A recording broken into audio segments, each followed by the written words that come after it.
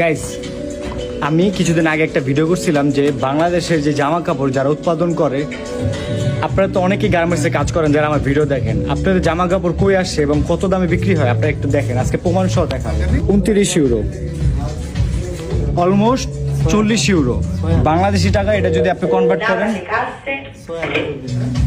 বাংলাদেশি টাকা, আপনি যদি কনভার্ট করেন তাহলে এটার দাম হচ্ছে 6000 টাকা। এই 6000 টাকা জাস্ট একটা শার্ট, এই গেঞ্জি না কিন্তু, শুধু একটা শার্ট। এটা কোন দেশ থেকে বানাইছে আপনার দেখাই, মেড ইন বাংলাদেশ। ক্লিয়ার দেখা যায়?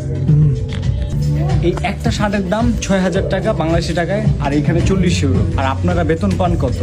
10,000 টাকাও তো পান না, অথচ আপনাদের একটা শাড়ি 10,000 টাকার কাছাকাছি। কেমনে আপনাদের ঠগায় আপনারা একটু দেখেন, আরো দেখায় আপনাদের। শার্ট তো দেখলেনি, একটা নর্মাল টি শার্ট দেখে।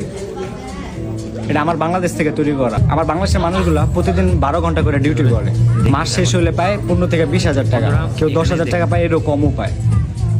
অথচ তার একটা গেঞ্জি আপনার দেখায় কত euro, 16 euro.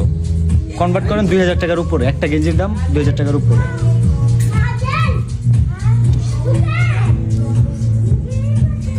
Made in Bangladesh.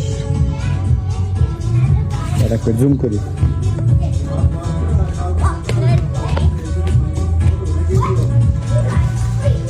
ওভিএস একটা ভালো ব্র্যান্ড। ওভিএস এর ম্যাক্সিমাম জামা কাপড়ই বাংলাদেশ থেকে তৈরি করা। আর কত ঠকবেন, আর কত আপনাদেরকে এমনি অবিচার করবে? যারা আপনাদের দিয়ে খাটায় কাজ করাইতেছে তারা কোটি কোটি টাকার মালিক, কোটি কোটি টাকার মালিক। আর আপনারা প্রতিদিন বেতনের জন্য মারামারি করেন, এগুলো দেখার মতো কেউ নাই।